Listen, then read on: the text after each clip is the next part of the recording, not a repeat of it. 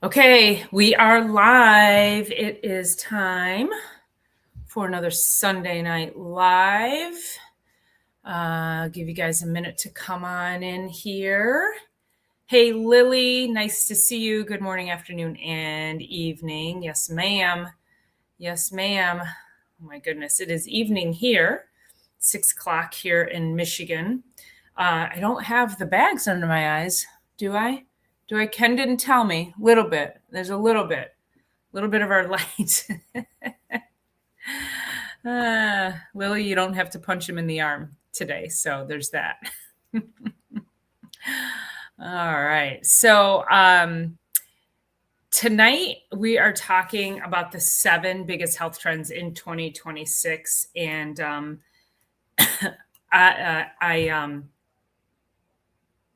also, I still have this stupid cough, so I'm going to have to remember to hit my my mute button here frequently. So I apologize in advance for that. I don't know, you guys. It's weeks. I don't know. It's just weeks going on this darn thing. So we will get through it. So a couple of things that hit me when I think about health trends and what should we be doing. People ask me all the time, what do I think about? And then fill in the blank of whatever major health trend might be out there. The problem with health trends is that many of them can be trendy. And that's not to say that they're not good for you or bad for you. However, there's no replacement for the foundational things that you need to be doing for your health. And that's what we're going to unpack tonight. Because I'm just so I'm just so tired of it. I'm so tired of it. And you probably are too when it comes to what do I do? What this does is it creates an ungodly amount of confusion around health and wellness. And there was some guy posted on Instagram, and he did this whole thing about how cold plunges are bad. And they're especially bad for women. And he went on about all this thing about how bad cold plunging is. And then Andrew Huberman replied to it. And he said, actually, there's studies that show that it's really good for you. Well, the problem is there's studies that show it's not good for you. So it's either or.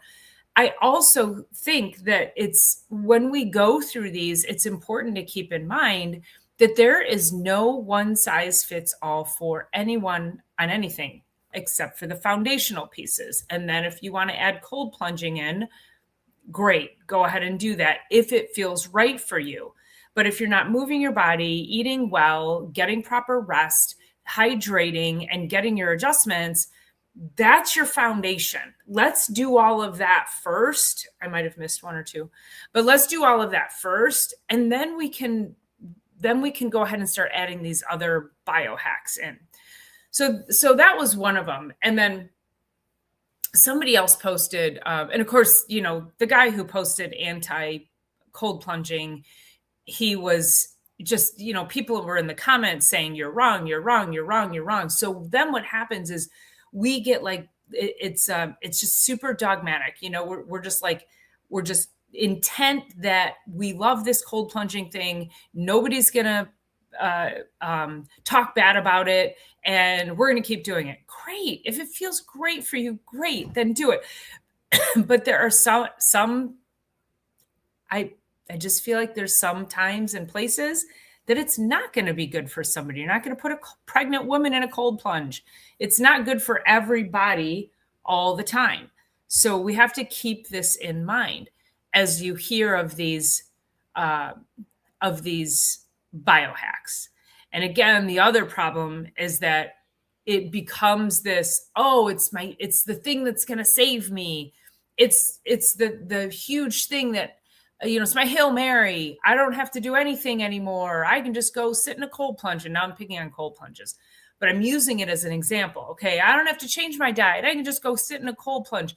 And this is my problem with health trends, is that these trends become these influencers utilize these trends as a way to get people to think that all they have to do is that trend, and then they can ignore everything else that they're doing. So tonight's episode is designed to help you navigate through that. And if it's a trend, and listen, we have seen this for years with different diets, starting back, gosh, I remember in the 80s, there was a rotation diet, and then there was the Atkins diet, and then South Beach, and then gosh, I'm trying to go back to the 80s, because that, then was low fat. We had the low fat diet, and then we went into keto, which is high fat, and then high protein, and now we're into carnivore. We're going to get through this. Okay. We're going to get through this. So I'm here to help you navigate. So I'm going to read you the introduction tonight, because I want this to land for you. So I want you to just have a good understanding of what we're going to talk about tonight, as well as how we're going to lay this out. So these 7 trends that I'm going to talk about tonight, this is going to be an overview. And then each subsequent week, I'm going to take each one of these trends and we're going to do a deep dive in it. And it's going to be its own episode. So that's how the next 7, not including tonight, that's how the next 7 Sunday Night Lives are going to go. So we're going to do a deep dive. So this is the episode that you are going to want to make sure you like, you subscribe, you're hitting the notification bell, and you're sharing this, and you're bringing others in on this, because I promise you, you want to make sure you are tagging your friend, your coworker, your colleague, your loved ones who you're constantly having conversations about how confused you are, or what the next best trend is, or how this didn't work for me, but it worked for my neighbor. This is going to help us navigate through all of that. Okay. All right. So, and again, if you are here, make sure you're hitting that like button. Make sure you're jumping on over. If you're on It's All About the Biology, make sure you're jumping over onto Dr. Paula Ruffin and give that a subscribe and a like. And likewise, if you are on my channel, jump over to It's All About the Biology and make sure you're giving a subscribe and a like over on that channel as well. All right.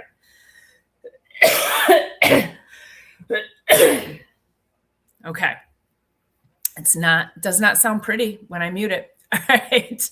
Okay. All right, here we go. So healthcare. Healthcare is changing faster now than it has in decades.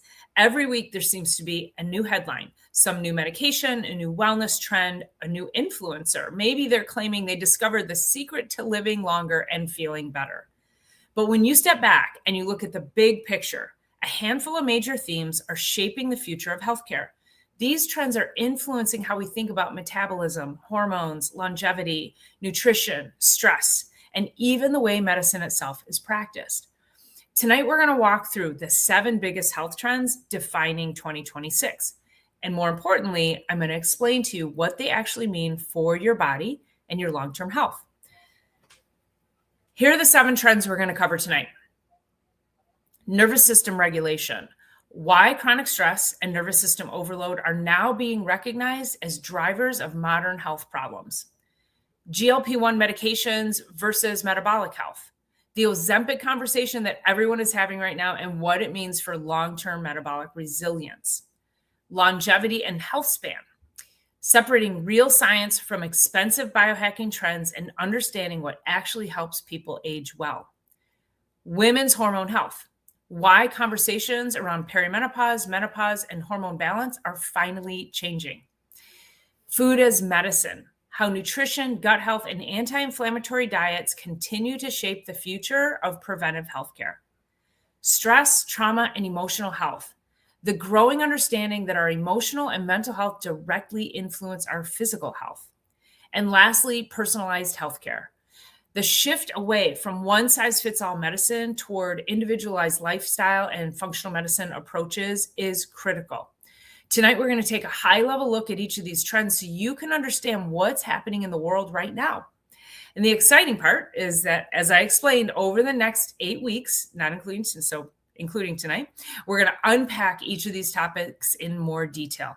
And each week, I'm going to take each single trend and I'm going to dive deeper into the science. I'm going to give you the lifestyle factors that support your body and the practical things that you can be doing to improve your health right now. So tonight is big picture overview. This is your roadmap to the future of health and wellness. This is your navigation to clearing out all of the confusion so you don't have to say to yourself, I don't know what to believe anymore. All right. So that is where we're going to start. So if you have struggled with fatigue, poor sleep, brain fog, mood swings, hormonal imbalances, or feeling like any other part of your body is just not recovering the way it should, you need to make sure you are sharing this with somebody who you know is having those struggles. All right. So as we go into this, let me bring my notes over here so I can read them.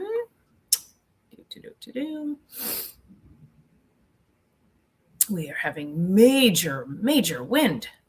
All right. Okay. So our first trend, nervous system regulation.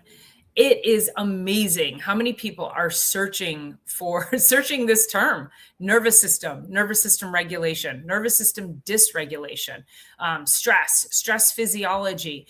It's really incredible how many people are finding chiropractors now because they are recognizing that nervous system stress, nervous system dysregulation, fight or flight, chronic stress, that all of these things are affecting the body in so many ways. And people are finally connecting the dots that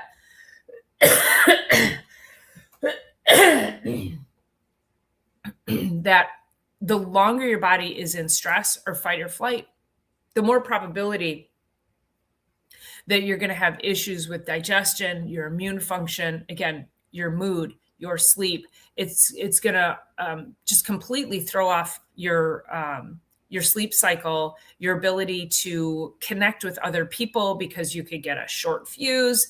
Your emotional resilience really gets compromised. And so being aware of the stress and how it actually feeds into chronic illness, that's key number one. But then what are the things that we do to actually regulate our nervous systems so that we don't have such detrimental effects taking root inside of our cells and causing this kind of this damage that we get? Now, with nervous system dysregulation, this is anything from you have a deadline, you have to run the kids to soccer. Oh, your kid forgot their soccer cleats. You have you forgot to pay a bill. You got an unexpected bill. You have an unexpected thing that landed on your calendar. You got stuck in traffic. There's a number of ways that your nervous system will take things that happen in real life, and it won't know that it's not being chased by a saber-toothed tiger. And you've heard me, if you've been watching, you've heard me say that before, where your brain doesn't know the difference between a saber-toothed tiger and a deadline, which means that if your body, if it doesn't feel safe, it's going to do things that are designed to protect it. So if you have to run to save your life from that saber-toothed tiger, or you have a deadline, your body's not concerned about your immune system. Your body is saying to itself, your nervous system is saying, how do we keep us safe? How do we save our lives? How do we keep us safe? Well, it doesn't care about your immune system. If you're fighting a cold, that stress is going to depress your immune system. So you're not going to be as resilient to fight off viruses and bacteria. So if you're somebody who gets sick a lot, and I hear this a lot with my patients, they'll say, oh, I get a sinus infection every September or every March, or I get sick every winter, or I get this every, like, fill in the blank. You all know somebody, if not you listening, you all know somebody who says, I get sick every, again, fill in the time period. These are people who they are in complete sympathetic overdrive, and their bodies are just trying to protect themselves. So we're going to talk about how chiropractic actually helps to put you from stress and fight or flight into parasympathetic rest, digest, and repair.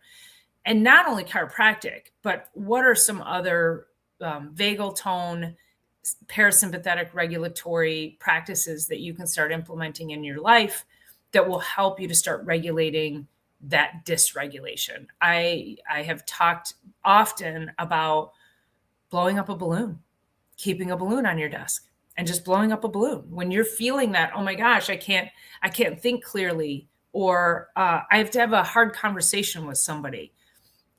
Hard conversations, you're trying to come up with ideas for a project, and you need to get your creative juices going. You feel stuck mentally, emotionally. You got to talk to your kid or your kid's teacher, or your spouse or a coworker.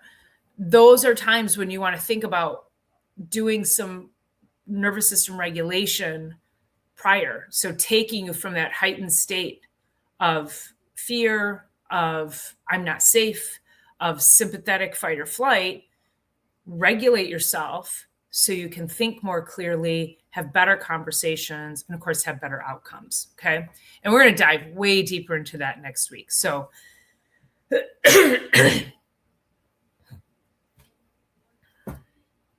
okay, there we go. I'm going to, let me just read some comments before we go into number 2. Number 2 is GLP medications. Okay, GLP-1s. This is a biggie. And now, so we're going to dive into that one in 2 weeks, which that's going to be a good one. So Lily says a young man went down a slide on a houseboat in British Columbia. His heart stopped because he went into the cold layer of the lake that wasn't warmed by the sun. Okay. we got that in 2 lines. Yeah. It's crazy. I mean, again, it's not for everybody. And I'm not saying there aren't studies to support it, but that doesn't mean it's good for everybody. All right. The lake was glacial fed, so very cold. Talk about a cold plunge. I was in Northern California up in Mount Shasta, 25, 30 years ago, maybe 25 years ago. And my cousin was living up there in Redding. And if you've ever been to Redding, California and Mount Shasta, it is so beautiful. And so we were up in the mountains, we did this hike, and there's all this glacial runoff. And it was like the water was just seeping out of the rock along the river. And it was so beautiful. And I remember I was like, and it was hot out. And I was like, oh, I got to put my feet in the water. And I put my feet in the water and I was like, oh my God, it was so cold. So I put my shoes and socks back on. We continued on our hike. We get done with our hike. And as we start getting back to the parking lot, there was this area where people could jump off the cliff. And it was, there was like a 10, a 20. And then on the other side, there was like probably a 30-foot jump that people were jumping in because there was a little waterfall. And then people would jump into the little pool under the waterfall and then swim out. And I was roasting. I mean, had to be probably, it was at least 80, 85. It was warm. We were warm. We just finished a hike. I'm like, I'm going to jump in. So I think I was on maybe the 20-foot side, which was terrifying enough. And I jumped in that water, and that water was so cold.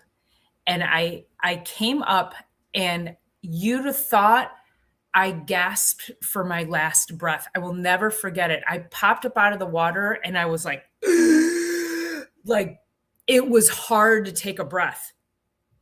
And I came out, and my cousin, she goes, oh my God, are you okay? She said, that was the most frightening look on your face. And I was like, I did not think it would be that cold. So yeah, no, I don't need to do that. I wasn't expecting it to be that cold. So we have to be really, really careful. Lily says, good morning, afternoon, evening to all listening, watching now and in the future. Thank you for greeting everyone, Lily. Trend number 1, research on nervous system regulation, dysregulation. Yes. Will Burnell, hey, thanks for coming in. Appreciate you being here.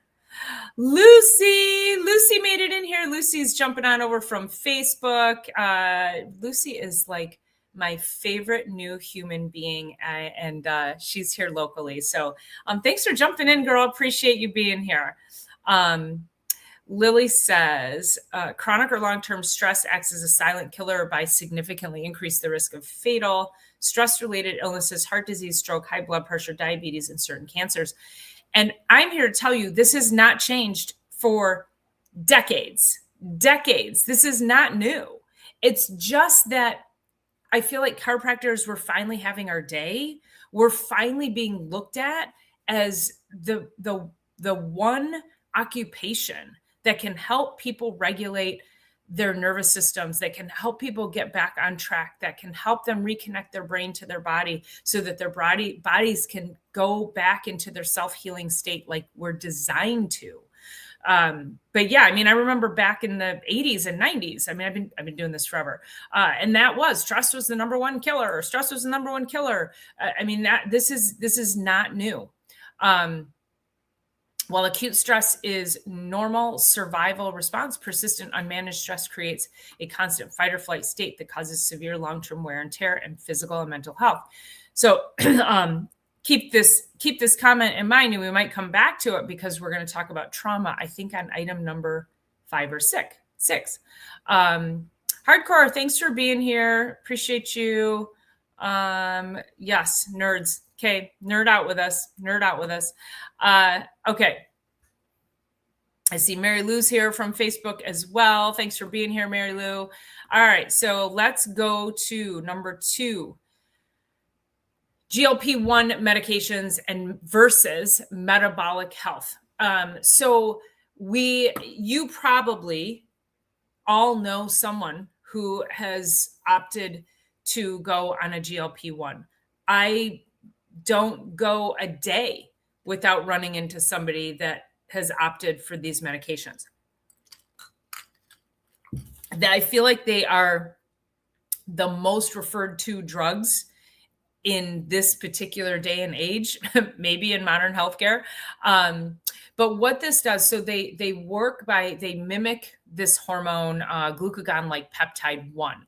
And that hormone actually helps to regulate your appetite, your insulin secretion, and your blood sugar levels. So it's a mimicker of that, or it's what's called an agonist. That means that it gets it stimulates GLP-1 to come out, which helps to regulate your appetite. If it was an antagonist, it would stop it. Okay. So we want more GLP-1 in order to trigger our brains for us to stop eating. Now, weight loss alone is not the answer. And I have talked about this forever. But if you are on GLP-1s, the problem is that, are you actually fixing the metabolic side of your health? Are you fixing your insulin sensitivity? Are you losing muscle mass? I have known so many people that have lost a significant amount of weight in a very short period of time. And there is no way you're doing that without sacrificing your muscle mass, which is required for longevity. And it's hard to build muscle. So when you start losing muscle mass, it's very difficult to get it back. The other piece of weight loss is that if you do not have healthy mitochondria function, which is the powerhouse of your cell, that is what helps to regulate everything inside of your body. If your mitochondria are not healthy, which also mitochondria is another highly searched term, but we're gonna group it under here. But if you have unhealthy mitochondria function, your body's not going to be able to heal. You won't have proper energy. Your hormones will be completely jacked. And so just losing weight does not fix mitochondrial function. And then overall gut health, you have to have good gut health. And if you are taking these GLP-1s and you have not fixed your gut, then you're making your metabolic situation worse. And another example of that is I had a patient who was coming in for chiropractic care, and she had long-standing digestive issues. And then I talked to her, ad nauseum about doing some work, helping to fix her gut. She was very not knowledgeable about healthy foods and what to eat and how to eat, how to feed her family. And to no fault of her own. A lot of people just don't know. She thought that frozen Jimmy Dean breakfast sausage sandwiches, she thought those were healthy because it says high protein on the box. You guys, marketing is like, I feel like I got to make a note to do a show just on marketing and marketing deception. It's terrible. So she thought it was healthy. She also didn't understand why she couldn't eat chicken Alfredo and still lose weight. I mean, these are not like, this is just, we could laugh at it, but it's like, she just truly doesn't know. So anyway, so I worked with her a little bit, just tried to educate her. And then she disappeared for about 6 months, comes back in, and she had lost probably 30 pounds. And I said, yeah, so what you doing? And, I knew, because she also had that, they call it Ozempic face, when people lose weight and they start to lose the fat pads in their face. And then my brother went on it. He's lost the fat pads in his face. He's got like a double cheekbone now. You can tell, like, your skin starts to sag. And she said, I know you don't, agree, but she goes, I will never go back. I'll never put that weight on. And I said, okay. I said, great. She goes, I'm changing my lifestyle. I'm changing everything, this and that. And I said, are you still, I said, how many bowel movements are you having in a week? Knowing that she was only having maybe 2 or 3 in a week. And she goes, oh, well, I'm still only having like 2 or 3 bowel movements a week. And I go, okay, then you're not fixed. You lost weight, but you're not fixed. You are now more metabolically unfit now than before you started. You have to fix the gut. I will say that from the rooftops and the mountains forever. If you have digestive issues, there's no amount of weight loss that is going to give you the longevity that you desire. So you might lose the weight, but you're going to gain it back because you've got poor gut function. Lily says, oh no, wait, we went to that one. Acute stress is normal survival. Persistent unmanaged stress creates a constant fight or flight state that causes severe long-term wear and tear on physical and mental health. Hardcore said cheers. Yes. Somebody new is here. Jeff Papalia. Hey, Jeff, how are you? Good day. Good day. Are you coming in from down under, sir? Or man? Oh no, Jeff, man, sir. Nice to have you in here. And we're all no, Will. We're trying not to stress here. We're stressing, talking about stress. Let's see. That's why they made cannabis illegal, to stress us all out. Oh, I got Maggie Sitar here. Maggie is also another one of my new favorite people. Although I've known Maggie for a few years, but we reconnected recently. So awesome. Thanks for tuning in and leaving a comment. I appreciate that. Lily's recapping our trend number 2. And yes, marketing can sell an Eskimo anything. Okay, so that's number 2. And we're going to dive deep in 2 weeks on GLP-1s and what we need to be doing for ourselves. Now, if you are somebody who chooses to go on GLP-1s, I truly, truly want you to make sure you are tuning into that episode in 2 more weeks, because I'm going to make sure that you are well equipped with tools and strategies to make sure that you are protecting your health and you're improving your metabolic state so that these GLP-1s don't cause more damage than we are hoping for. Okay. So I welcome you in with all the love in the world. It is not going to be an episode of criticism or anything like that. So I never, ever want people to feel that. I am here to make sure that you know and understand what you need to be doing to build the foundation for longevity. Okay. So that brings us to longevity and health span. Well, look at that. That's number 3. All right. Okay. So the interest in longevity has just exploded. And of course, we have all these longevity experts, and we've shifted the conversation from lifespan to health span. And the health span is the length of time that you live healthy within your life. Because many people who, the average person, I think, lives 20 years with a chronic illness, their last 20 years of life.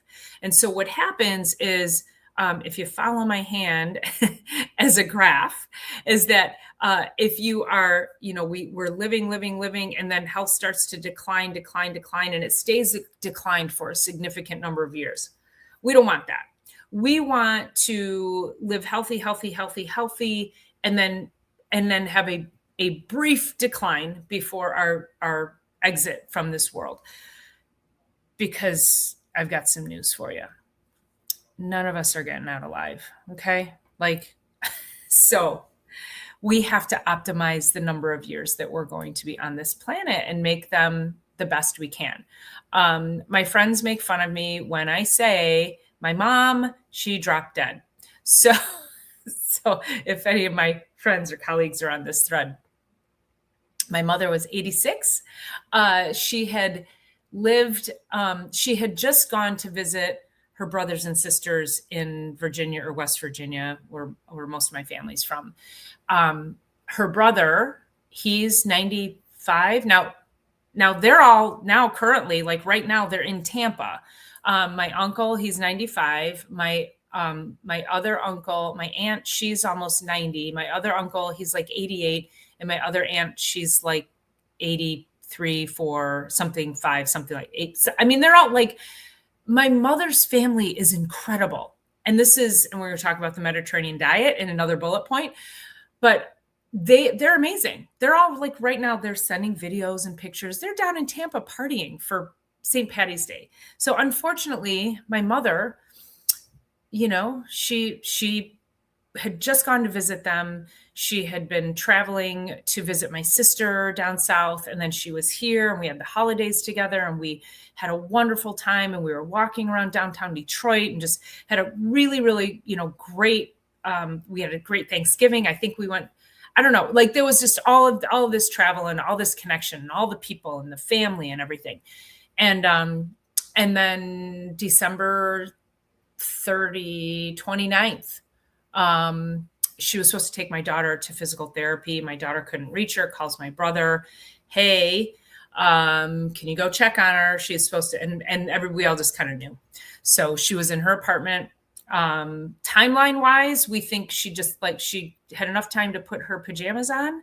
And then she, so maybe my brother had taken her to dinner, might've been 30, 45 minutes tops after he left. My mother was beautiful. She was always very well dressed and very well kept. And we would always say Mom would never be caught dead in her pajamas.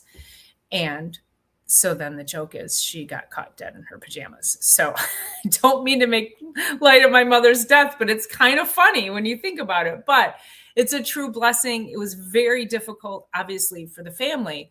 But of course, she didn't suffer. She was healthy. She was vibrant. She was doing all the things. And she's what inspired me to be here, to have these conversations with you. So this is when I say, we can do this, we can do this. We just have to do the right things and live this wonderfully vibrant life. And if our exit is fast and swift from this world, then God bless. And that's really what we're all working towards. So, that's that. All right, let me read some comments here. Will says, Mom thinks starving herself fasting all the time. I have told her millions of times, just burn off the fat, eating whole food, and stop drinking all that milk and dairy fat. For sure. Yeah. And fasting is another one of those things, is fasting good for everybody? I think from human evolution perspective, we're biologically wired for fasting. But the problem that we have is that food is just so it's so available, and not even the right kinds of foods. And that's I'm going to talk about that in the food section. So let's put a pin in that comment. Sit-ups will get the fat off here. Actually, it won't. You can't spot lose weight. Grains are very inflammatory. I will agree with you on that. Lily says some people want the quick fix. They don't want to work for it. A lot of people do. And that's why it's like, it's not sustainable at all. Carnivore. Yes. Well, yeah. So carnivore is another, it's a, does it work? Is it a fad? Yeah. No, you don't say none of us are getting out alive. I shattered your illusion, Lily. I'm so sorry. I'm sure your mother would rather that her family laugh than cry over her demise, for sure. Yeah, exactly. I don't think fasting is good. We need minerals. Yeah, it's just interesting. It's like, again, it's like there's good and there's bad information. And some people fast and they feel great. Some people don't. So you have to listen to what your body is telling you. Okay, let's go. We're never going to get through this. Wow. Okay, here we go. All right. So that's longevity and health span. And I'm going to dive deeper into that one in 3 weeks. And I'm going to talk about these biohacking approaches. I heard, what's his name? Gary, he bills himself as a longevity expert. And he was on a podcast one time and he said something about, red light therapy is great. I think everybody should do red light therapy. I paid $125,000 for a red light therapy bed for my house. Really, bro? Really? So yeah. Okay. Go along with your $125,000 red light.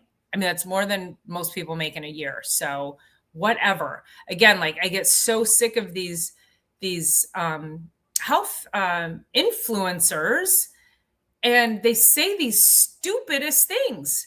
And then people are like, what? And then it turns people off. Maybe red light therapy is good for you. But now people are like, well, is that my only option? Are there less expensive ways? So we'll get into that. All right. Number 4, women's hormone health. The awareness around women's health, thank God, has grown dramatically in even just the last 2 or 3 years, but it is still not as talked about. It is not as available as it should be. Women struggled silently for years in perimenopause and menopause, literally silently. Like it was taboo to talk about the changes that your body was going through. And that is just wrong. So we need, as women, we need a safe place to land. We need to be able to discuss what these changes are happening in our body. Why is my skin sagging? Why can't I sleep? Why am I having mood swings? There's, the brain fog, the fatigue, these are very real and ridiculous, I will say, symptoms that's happening with our body. And yet there are ways to navigate it.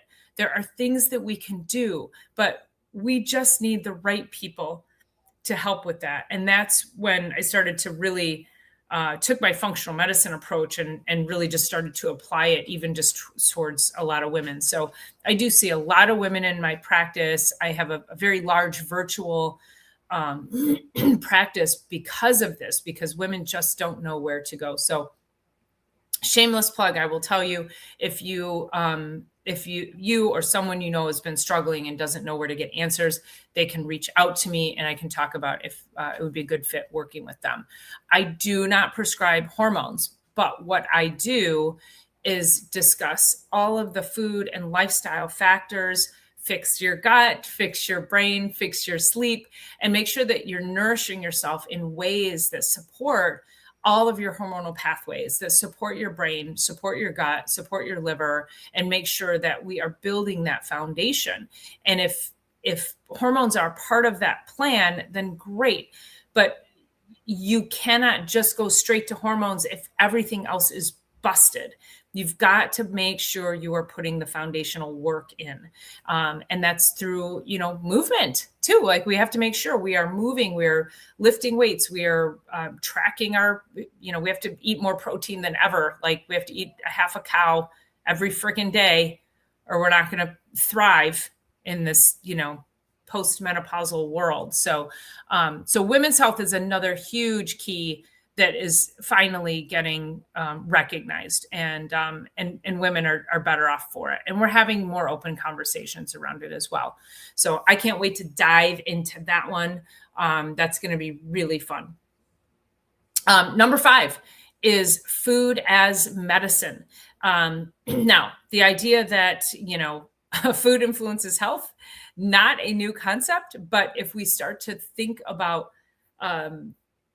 food as medicine, if we start to utilize specific foods and food groups and nutrients in ways that, like when I talk about GLP-1s, I'm going to talk to you about certain foods and nutrients that stimulate that GLP-1. So you can start to look at what can you be doing naturally to help to regulate that.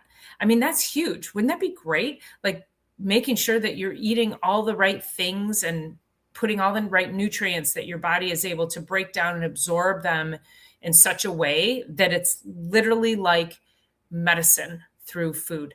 So that's going to be awesome. And another big piece of that is going to be the Mediterranean diet. So I'll dive a little bit deeper into that. About 3 years ago, I was on Garden State Gardener's channel, and we were interviewing Caldwell Esselstyn. And he is kind of like, I would call him maybe the grandfather or the founding father of veganism. He's like almost 90, crotchety old guy. And I was very honored to be interviewing him.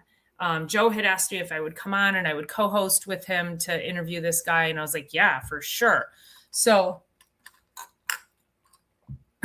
Joe's very interested in health and wellness, but I have the nutritional background to ask, questions that would help benefit that particular episode. And so it was interesting, the conversation that we had, and you can go back and find that on the channel. He did not want to answer certain questions with regards to, I'll just tell you one of them, which again, I'll fold out a little bit for when we unpack that episode. But I had asked him about B12, and B12 can really only be derived. I want to say begotten. I'm like, I don't even know how to say it. We can only get B12 from animal protein. And most vegans are significantly deficient in B12. Go figure. And Dr. Eric and I had just talked about on Chiropractic is Sexy last week about a woman that she knows just through social media and her community who has had 2 pregnancies that have been like she almost died, the baby almost died, and now she's going through this second phase where this baby's struggling. She's having a difficult pregnancy. It might be preemie. She asked the doctor, is there anything I could have done? Is it me? The doctor's like, no, not at all. She's vegan. Now, the brain and nervous system require B12. So I'm sorry, you are growing life. Eat a freaking steak. Like, put the foundational nutrients into your body required for that child. Like, I don't care about you anymore at this point. Like, you need to grow life, and you need to grow it in a sustainable environment. So yeah, she's like bringing children into this world highly deficient nutritionally, who barely survived. The one's not even born yet. But anyway, I digress. So we're going to go into that. So he didn't want to answer that question. And then I said, I asked about the Mediterranean diet, and he said, well, that's just killing us more slowly. And then I said, well, I'm about to go visit my aunts and uncles in West Virginia, the ones I was talking about earlier. And, that's like, we're Lebanese. Like, that's how we eat. And I go, should I tell them it's not working? Because they're all doing really well. They're late 80s and 90s, and they're dancing at a St. Patrick's Day festival in Tampa. Like, anyway, dogma, you guys. I can't deal with dogma. You want to be vegan? Great, be vegan. Just don't try to grow life. And then when your health goes sideways, that, like, I would have to say that is one fad, trend, way of eating that it just is not sustainable health-wise. There's too many detriments to health that are there's too many benefits to your health that are required through animal protein. So anyway, all right, so we'll dive deeper into that. All right, number 6, stress, trauma, and emotional health. So this is one of those comments that Lily had posted a little bit earlier, and I said, keep your eyes on that one. So more people are now starting to recognize this connection between emotional stress and physical health. And we talked about it earlier about how, like, this isn't new. Like, this whole, like, stress kills thing. This has been going on for decades. This has been, I don't know if it still is. I'll have to fact check it when I do this episode, where it was like, at one point, it was the number one cause of heart attack visits to the emergency room, something like that. Don't quote me exactly, but it's something like that. Like, stress is crazy. The detrimental effects. And I'm going to go through in that episode, I'm actually going to go through the metabolic cascade of what happens in your body. So what happens to your hormones, what happens to the different systems in your body, what happens to your blood flow, what happens to your brain, what happens to your immune system, what happens to your gut. I'm going to talk about all of that stuff in this episode. And that's going to be eye-opening. You're going to start to recognize things that you do, things that are happening to you each and every day that are stress related. So one example that I like to give when I talk about stress and trauma is cholesterol. So low density lipoproteins, LDL, or they call it bad cholesterol. This goes up during stress. Now, if the saber-toothed tiger comes out, starts chasing you, your LDL goes up, and it's not bad. The reason it goes up is because it has a higher clotting mechanism. So that way, if that tiger reaches out and scratches you, you don't bleed out on the prairie. You have higher, faster clotting. And so it could actually save your life.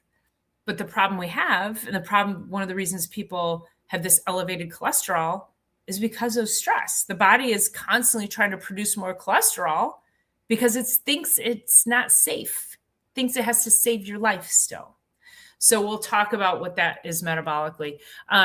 There's other things too that we're going to discuss as far as childhood traumas and how childhood traumas actually get stuck in our tissues. When I work with people, it's really incredible when I'm able to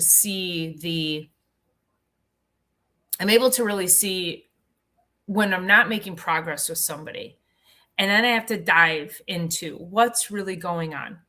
And the things that get uncovered when people aren't healing within an, I would say, expected amount of time. There's a certain amount. I've been doing this 28 years. There's an expected amount of time that I would expect people to start getting better. And when it's not, I have to start digging into emotional issues, traumatic issues. I was working with somebody recently. I've been working with her for a few years, and I had, she was visiting her family in another country. She had come back, and she got COVID when she came back. She got sick, and then she went in and she they tested her for flu, strep, and COVID, and it was positive for COVID. And she was like, I was so annoyed. But I said, that's interesting because we've been doing this work for a while. And I said, have you had any additional stress? And she went in and she goes, yeah, actually I have. And she started, we just pulled the thread on the sweater. And she's like, and then this, and then that, and started going back in time. And so she's been going through a lot for several years now.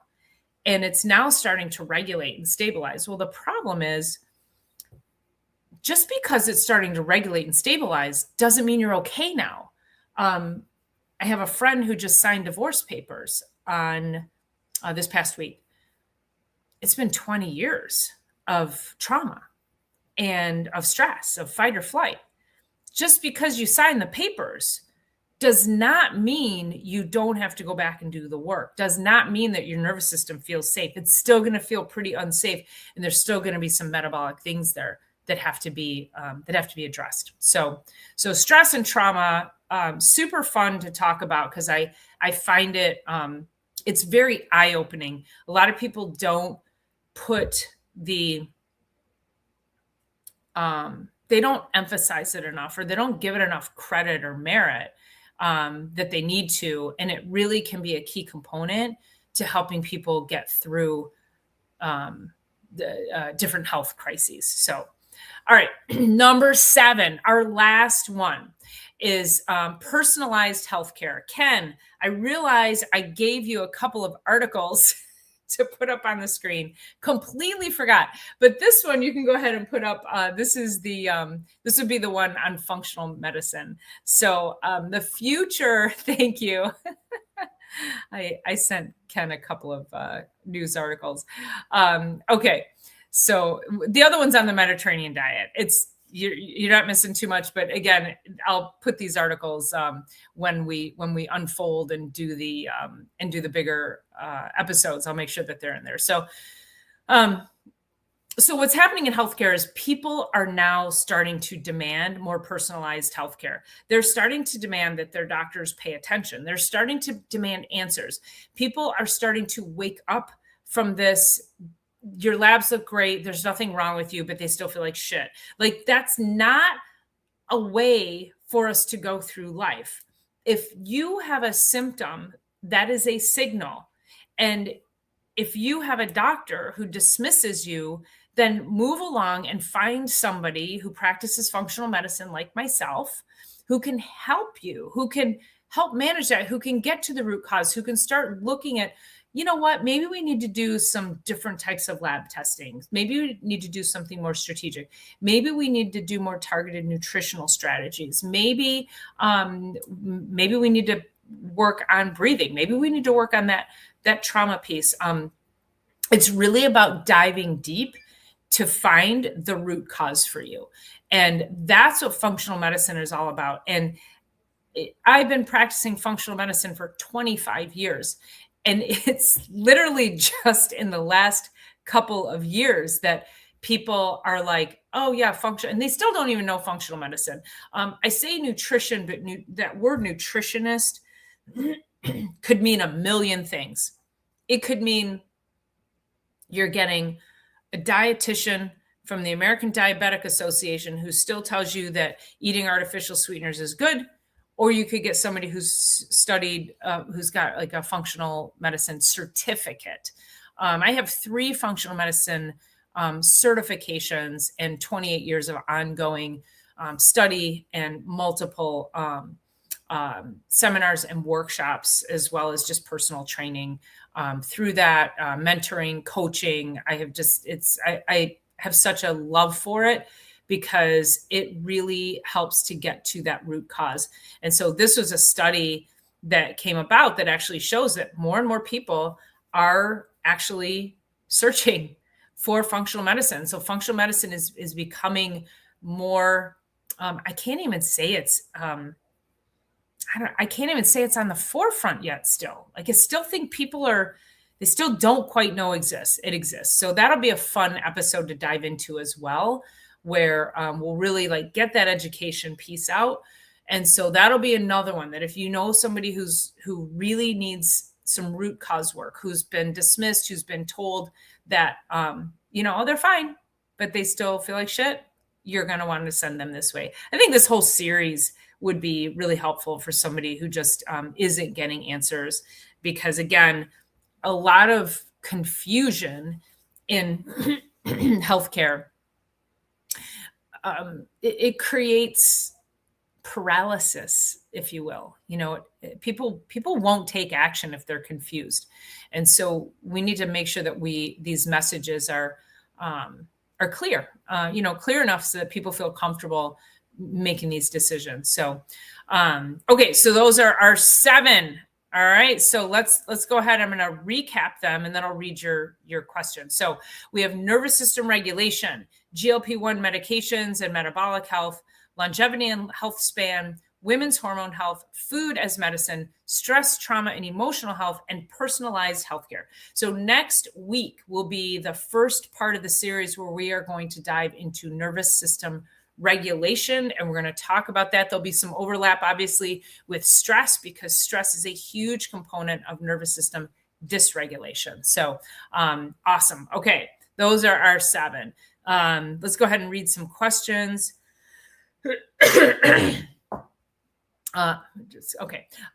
Jeff Papelia says, I took the dogs for a walk to the beach. Coming back on top of the sand dune, I was out of breath, and coming towards me was a 93-year-old man going for his 3K walk. He does it 4 times a week. Fit as, yeah. Isn't that awesome? Oh my gosh. That's so great. Number 3, Lily, was longevity and health span. I was in Sonoma with my daughter back in 22,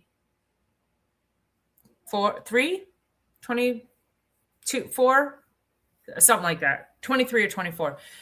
We were doing this hike. We were going up Cathedral Rock. If you've ever been to Sonoma, Cathedral Rock it's insane. It's beautiful. And there's a part that you get to Cathedral Rock and there's a ledge. And then the path continues. And this path has no business being a path. It's literally just a crack in the rock that you have to almost like scale. It's probably, if I had to guess, it looked to be like on a 45-degree angle. Like you're like, that's the path that takes you up. And so a bunch of us were like just sitting on this ledge, and I'm like, I'm not going up there. And we're all like, yeah, well, I'm not going up there. And this lady, she looks over the ledge and she goes, here comes an old guy. Let's see what he does.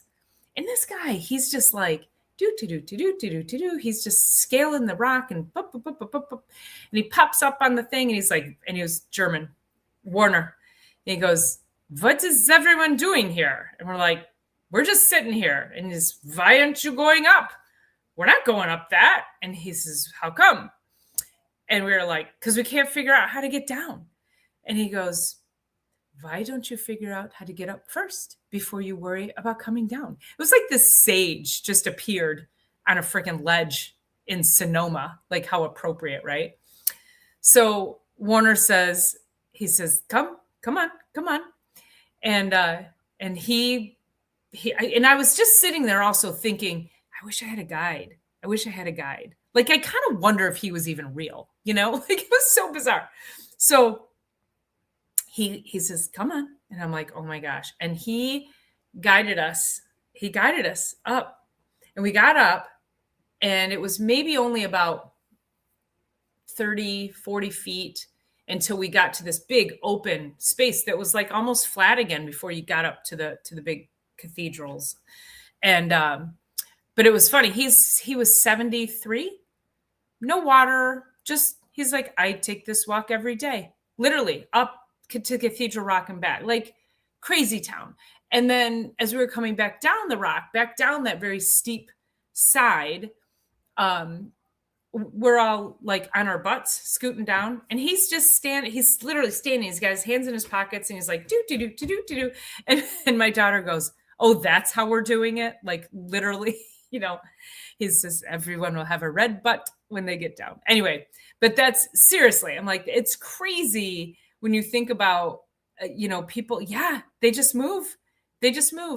And, climbing those rocks and climbing dunes, that requires some significant, mobility.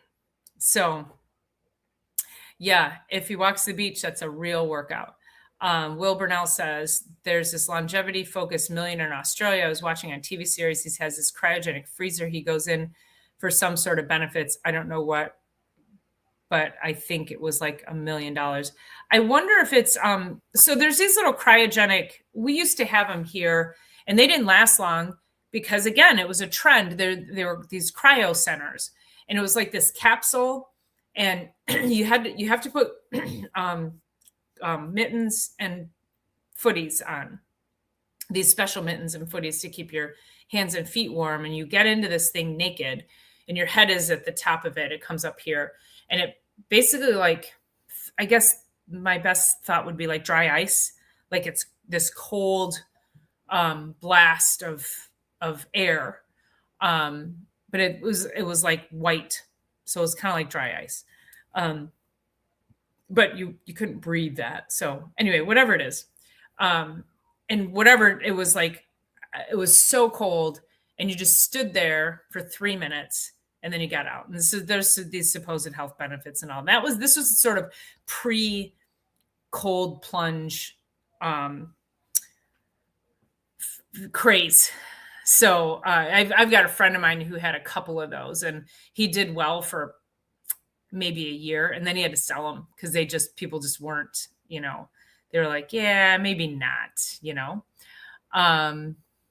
he kept talking about protein this, protein that.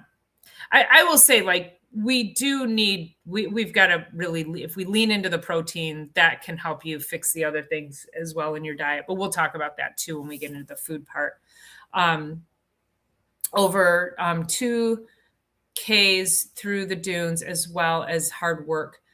And I was inspired by him. I'll bet. Yeah, I'll bet. That's the go, Jeff. Will Burnell says, keep it moving, mate. That's the way endurance, mate, endurance. Yep. I know. I'm inspired by him too, Lily. Hi, Tio Mimo. Not nutritional yeast. Oh, yeah, but the amount, I think you're going back to the B12. Again, the amount of nutritional yeast you'd have to consume, it does not equate. So I think you'd probably have to consume too much a lot. I love how honest Dr. Paula is, straight to facts, not fiction. Thank you, Will. I appreciate that so much. I really try. I'm like, I don't like fluff and I don't like confusion. And I just feel like there just needs to be somebody to help you guys navigate through that. So I really appreciate that so much. B12 and spirulina is a faux B12. It doesn't allow natural B12 to be absorbed. Chlorella is a better choice. And they have to go through different pathways. Like it's a whole different metabolic scene. Tempe has B12. I don't know. Does it? Fact check me. Let's see. Does Tempe have B12? Contains very low or negligible amounts of B12. So there's that. Let's see. Tio Mio says, stress has been seen as the killer of humans for centuries, I thought. Yeah, that's what I'm saying. It's like, for as long as I could remember, it was like stress is the number one killer. So I don't think that's ever really changed. I feel like it's probably worse in today's environment. Lily says, I'm looking forward to these being discussed in further detail. Thank you. I'm looking forward to unraveling them. I think it's going to be a fun series. And then what I'm going to do is I'll create a series and then it'll be on my page as a series. So then we can just say, yeah, just go to the seven, whatever I'm going to call this. So is LDL correlated to cortisol? So cortisol would rise because cortisol is your stress hormone. One of them. There's quite a few, and so cortisol goes up, and your LDL is going to go up because it's part of the stress cascade. So, Tio Mimo, you're going to want to tune in for that one, because that whole stress cascade, it's really freaking cool. I mean, it's crazy, but it's really cool because you're like, oh my gosh, I had no idea. And then I have this thing going on, and clearly that's from stress. It's gonna be fun. So I hope you can make that one. They say the higher the cholesterol, the longer you live. Meat, eggs, and butter with Celtic salt. I'm feeling healthy. Well, that's another misnomer, is we need low cholesterol.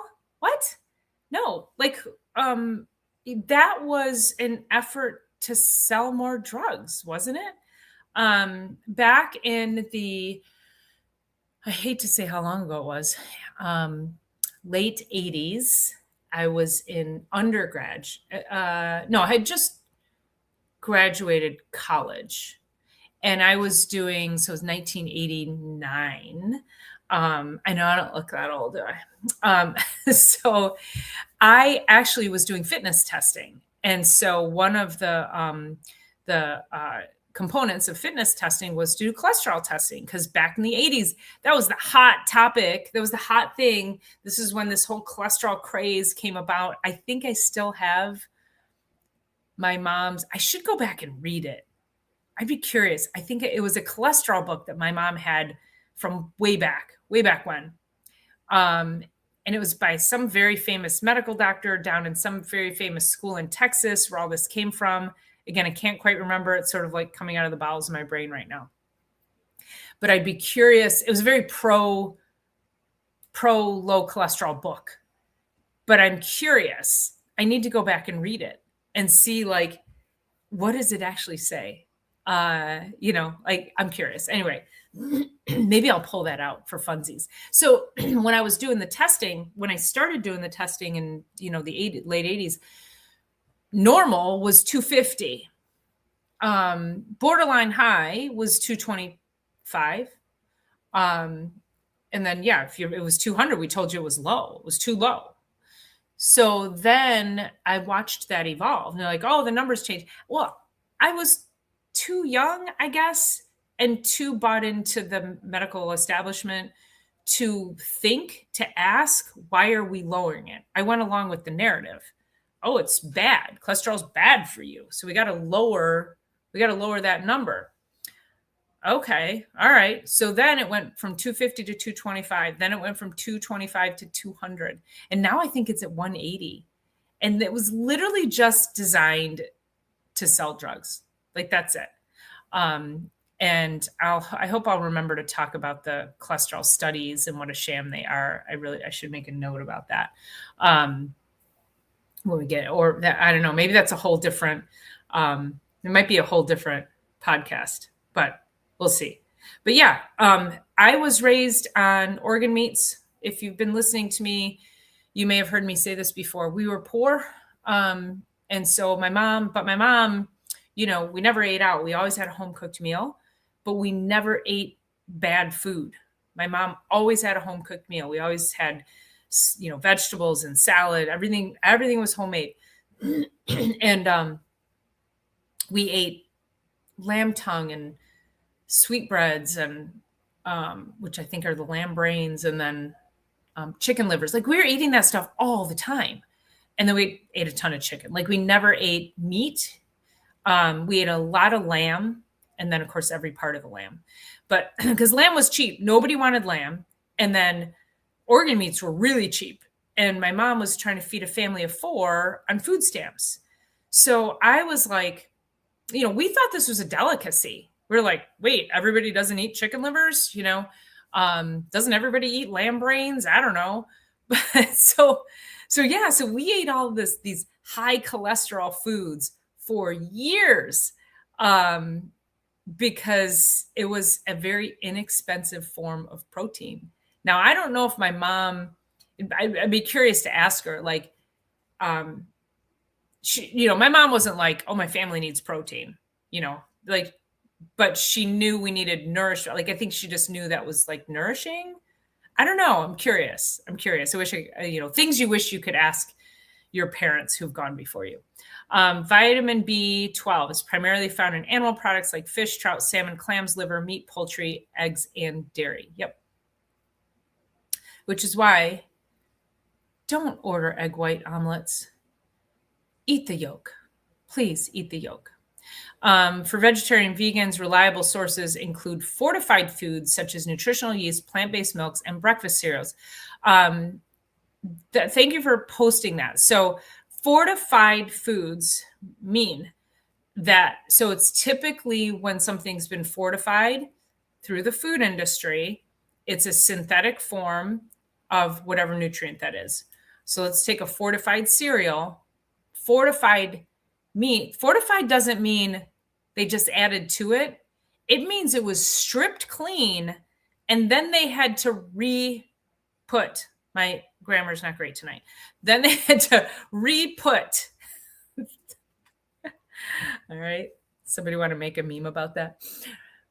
They had to add vitamins, nutrients. So, but they got the public perception to think that fortification meant it was way better than the natural form.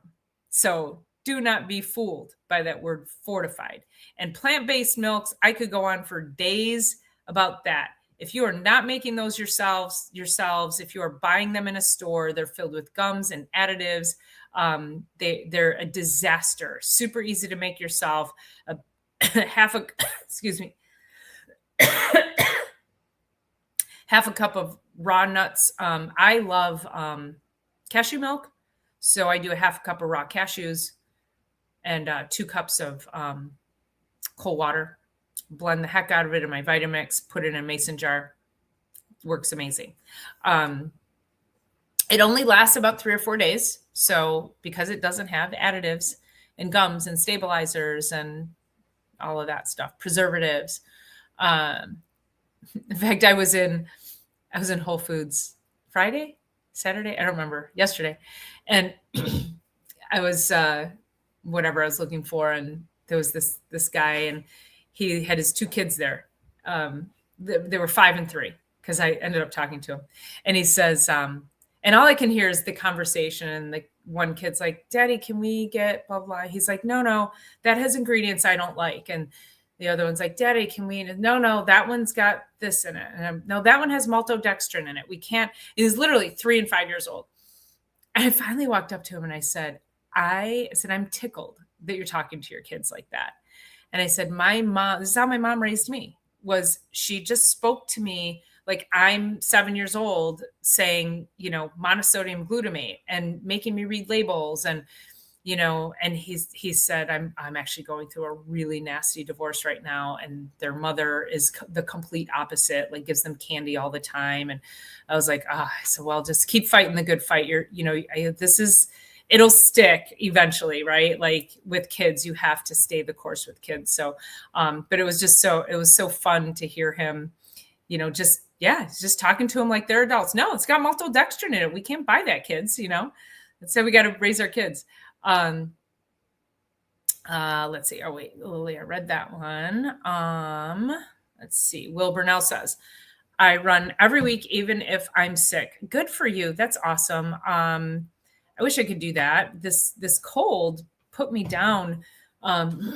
It created a tremendous amount of exhaustion. And so I have spent more days on my couch on multiple weekends, more than I care to do. So my energy is back, but I still have this kind of dumb little cough going on. But I have a girlfriend who makes fun of me. She's like, you're the only person I know that works out when you're sick, when I'm not having that exhaustion. I'm like, I feel better. Like I just go, I want to sweat, I want to move. But when I'm tired, I'm like, when it takes me down with fatigue, I'm like, okay. Will says, keeps me going strong, even though I can't keep the weight on. I got to stay oxygenated for sure. Yes, get that oxygen in there. Lily says, good for you. Are you not concerned about problems in your knees from the running? Will says, nah, I like to feel nimble and not get a stitch in under 4 kilometer sprint. Yeah, good for you. Keep going. Tio Mimo, next Trionist. I don't know what that is. So serious runner. Okay. More people are waking up after experiencing back damage. That is 100%. People who did it just because they were like, well, I just want to do it because I want to do my part. Those people, they're pissed. They're really pissed. Like, what was my part? Which, by the way, I didn't fact check this, but I'll say it while I'm thinking about it. Apparently, somebody can fact check me on this and let me know. But I heard a veterinarian. I was over on Instagram, because it's like, it's got to be true if it's on Instagram, right?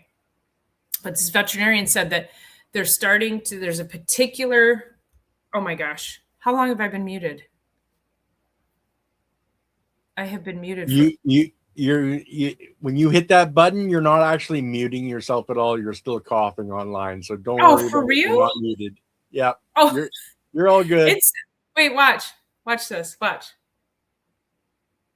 See, that's supposed to mute me. See the red light? And it's sorry, you guys. It would be muting me from your hearing it. No, it's literally supposed to. It's a cough button. Oh, well, it's not working. Okay. Well, oh my gosh, you guys, I'm so sorry. I've been coughing on you this whole time. So sad. Okay. All right. I forgot what I was going to say. All right. Will Burnell says, I like to speed hike. Speed hiking is good. I had a good thought too. This right here. Yes. Waking up after that. Mm-hmm. Right. Oh yeah. So apparently one of the new rabies vaccines is some RNA type something or other that will shed. So if your dog gets this particular rabies vaccine, now here in the States, it's required by law. A lot of people don't, vaccinate their dogs. That's the only one I get because I do take them to the office. They're golden retrievers, but you just never know about people. So anyway, but apparently if you get this particular vaccine, it's an RNA-based vaccine and it can shed. So your dog can shed the RNA virus to you. And so you're basically like, it's kind of how they're putting it in food now too, the mRNA. Yeah, mRNA. Where if you eat it or if somebody sheds it, then like they're trying to get all of us. They're trying to get all of us. So you have to look up and make sure that if your dog gets the rabies vaccine, you have to make sure it's not this specific one from this specific company. So that's all I know about it. I will just say, just do some research. And again, fact check me if I'm wrong, but it does not surprise me. Tio Mimo says too much analysis leads to paralysis, the information overload theory. Yep. Fastest man, up and down, mouth warning, 12. Wow. Geez, that's amazing. Trend number 3, longevity and healthspan. Will Burnell says, I was swinging through trees, full send down from the summit. I got kicked out of the hiking team. That sounds like fun, actually. Let's see. Those old people are built well. Yes. I think maybe you're talking about my relatives or just the old guy in the dunes and the old guy coming up the mountain. It's good to be able to run from the Yowies will out bush. I don't know what that is. Okay. Not wrong. If you don't just freeze from fright. Yes. They used to have the Polar Bear Swim Club back in the old days. Yeah, they do these polar bear plunges here too. Some challenge. I'm like, no, thank you. No. They were popular in the 80s. Yeah, they're still popular here. Cholesterol is a precursor hormone for repair in the body. I thought you thought right. Cholesterol is required for everything. There's a very high correlation with people who are on cholesterol medication who also have dementia and Alzheimer's and other neurodegenerative issues, brain issues. So you lower cholesterol, your brain doesn't have building blocks. You can't make your hormones. It's crazy. The 80s were a weird time for health and medicine. Boy, it sure was, wasn't it? It felt very experimental, didn't it? Kind of like some things today. Those old books can give you a different perspective on things. I know. I'm like, I got to go get that book. Trying to get through this so I don't cough on you guys anymore. Jeez, I was like coughing hard too. Tio Mimo, cholesterol is necessary for the health and function of our bodies. Lily says, I had lamb once in a fancy restaurant. It came with mint jelly. I wasn't a fan. I might try it again someday. Let me tell you a story about mint jelly. No self-respecting Lebanese person is eating mint jelly with their lamb. That was an American thing. That is like, we don't eat mint jelly with lamb. I don't know, white people decided, let's put mint jelly with the lamb. It's not a thing, Lily. So no, don't eat the mint jelly. It's disgusting. Okay. I'll give you that. Yeah. No. Some good garlic paste. Now we're talking. All right. Cashews contain oxalates, which may contribute to kidney stones. They're also high in FODMAPs, causing gas bloating for some. Okay, this is a great comment. And they do contain oxalates, and they are high in what are called lectins, which can disrupt your gut function as well. And this is also where if we fix the gut, we can fix people's sensitivity to oxalates. If they have kidney stones, usually people who get kidney stones are not my patients who are eating kale and cashews and nuts and seeds. They're eating like really awful diets and taking down a couple of Mountain Dews. And so we have to have some consideration on that too, and that's what I've done, when I've talked about these things before, and I talk about, eat, nuts and seeds that are good for you. And then I get, people are like, no, oxalates are poison, or nuts are poisonous because they have oxalates and they have lectins. And I'm like, oh my God. Like if you're replacing your Snickers bar with a handful of cashews, I'm happy. Like that's that. So that statement, Lily, 100% true. But then we have to go back and say, what are you doing that's causing all this other things going on that you can't handle that? So anyway, that's how I feel about that. Greek lamb wraps with black olive tzatziki. Come on, Wilbur Nell. Ooh, that sounds amazing.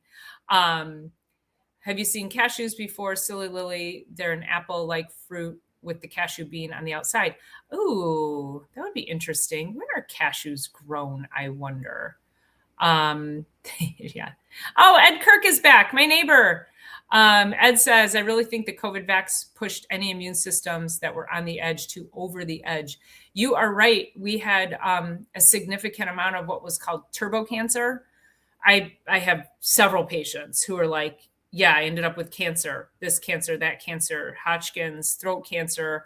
And you will not convince them that it wasn't because of the shot. And none of them, they all had their jobs threatened, which is why they got it.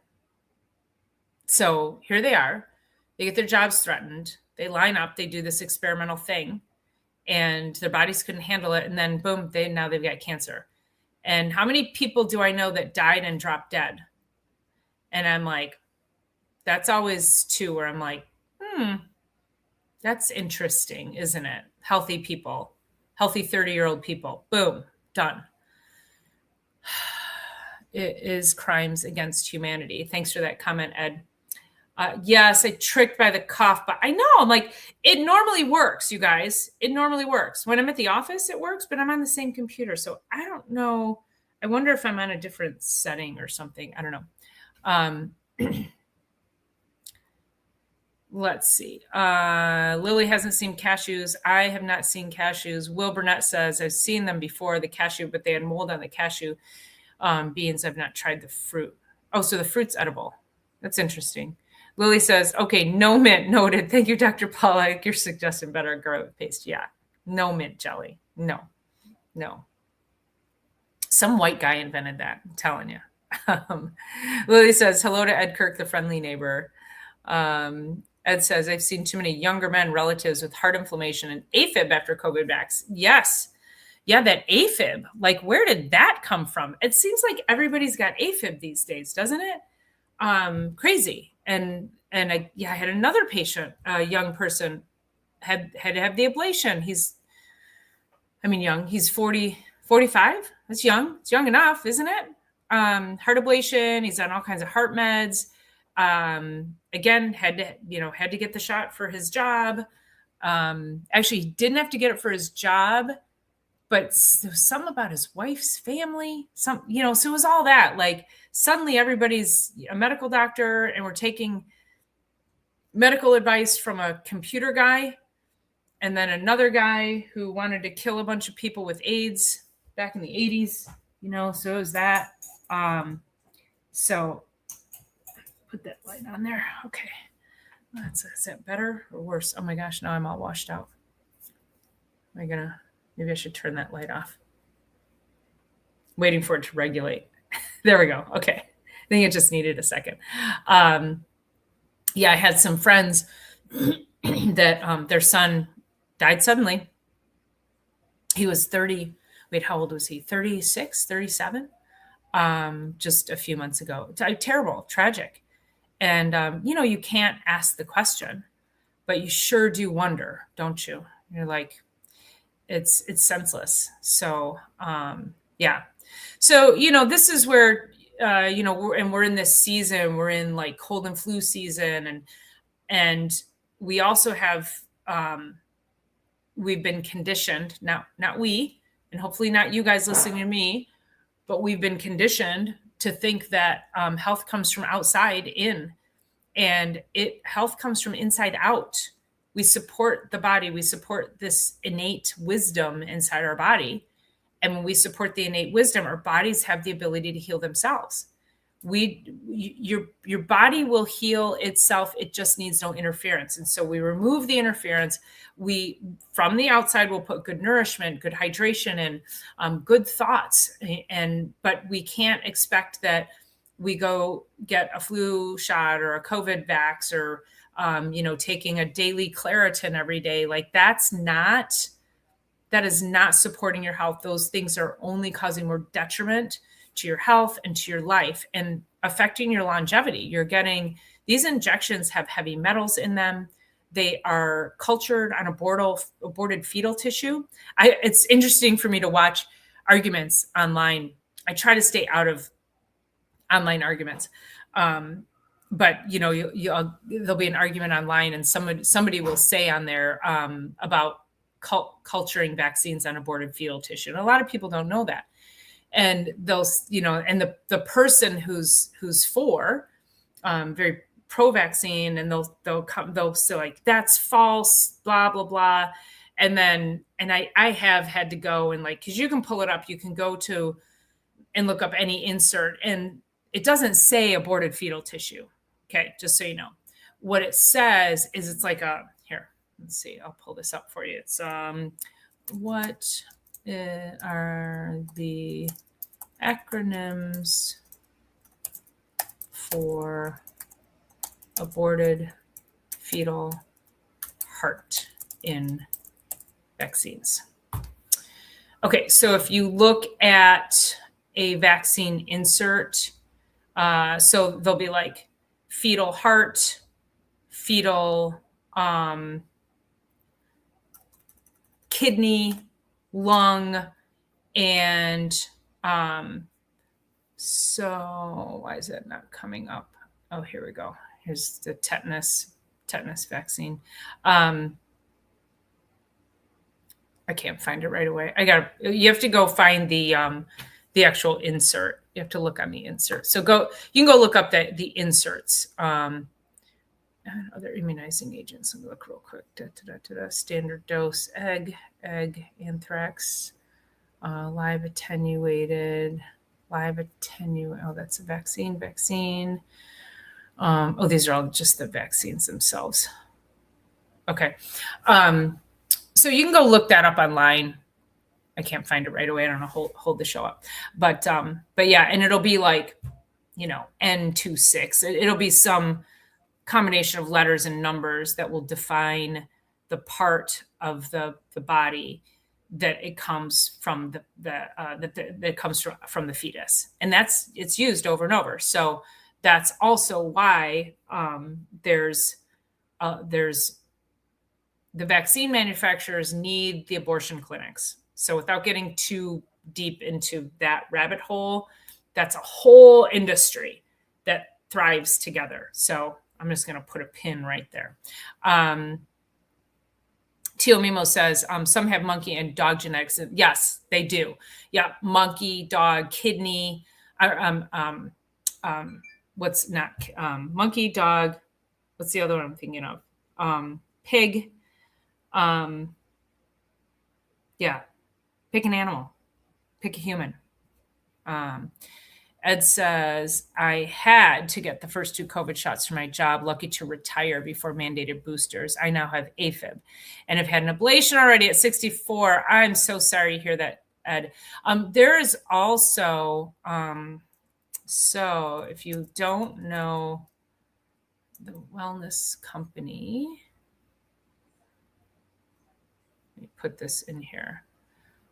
So this is the wellness company by Dr. Peter McCullough. He had gotten shut down during COVID. He's like the #1 published medical doctor in the world. And they wouldn't let him talk, and they were wanting to take his license. So I just posted this is his website. It's called The Wellness Company, and he calls it the ultimate spike protein detox. So if you've had the jab, then I would suggest getting on that because it'll pull that spike protein.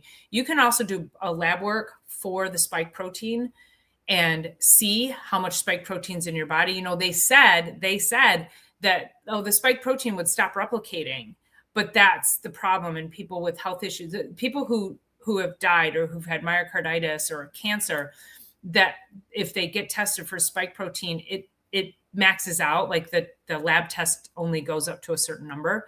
And so, they're like, yeah, you definitely you're over toxic in spike protein because it hit the max. Like, we don't know. They can't measure it beyond 700 or something like that.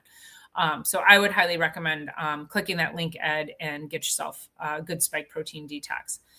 Tio Mimo, aluminum, mercury, derivatives, toxic chemicals. Yep. And that's why we see so much Alzheimer's and dementia too. Very high correlation with flu vaccines and Alzheimer's and dementia. Bird, thank you, Tio Mimo. That's chicken. That was the other one I was trying to think of. Okay, got it. Thank you guys for helping me out there. Lily says, I'm saddened to hear that, Ed. Yes, definitely praying for you, Ed. I get shots of T3. I don't know what T3 is. Should I know what that is? There we go. Yeah. Wow, you guys. Okay. Wow, we went an hour and a half. That was a lot. Great questions. I just wanted to make sure I answered all your questions. Yes, McCullough protocol, base spike protein detox. I do recommend that for anybody who thinks they might have an injury. So, okay, that's awesome. So listen, so we have our 7 health trends that we're going to unpack over the next 7 weeks. And next week is nervous system regulation and dysregulation. So, so make sure that you are hitting that notification, hitting the like button, subscribing, because it's going to be a fun series. This is my first series. I like this. I like this. So this will be good.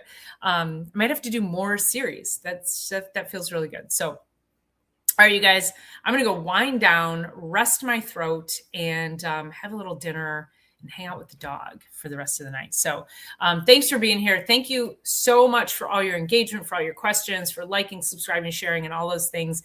And I will look forward to seeing everybody next week on Sunday Night Live for nervous system regulation. All right. See you guys. Love you.